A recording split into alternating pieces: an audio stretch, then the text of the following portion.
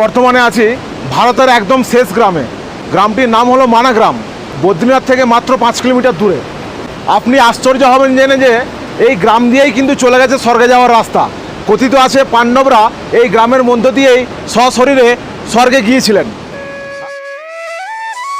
মহাভারতের সময় পাণ্ডবরা যখন সশরীরে স্বর্গের পথে রওনা দিয়েছিলেন তখন এই মানাগ্রাম দিয়েই তারা গিয়েছিলেন।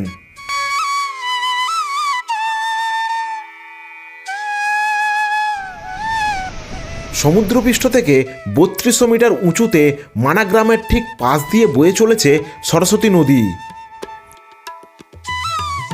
সরস্বতী নদীর উপর যে বড় পাথরের ব্রিজটা দেখতে পাচ্ছেন ওটা অ্যাকচুয়ালি ভীমপুল। স্বর্গযাত্রার সময় দ্রৌপদী সরস্বতী নদী পেরোতে পারছিলেন না, তাই এই বড় পাথরটা দিয়ে পুল বানিয়ে দিয়েছিলেন ভীম।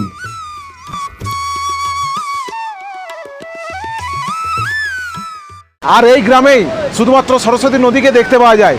এখান থেকে সরস্বতী নদী পাতালে প্রবেশ করে।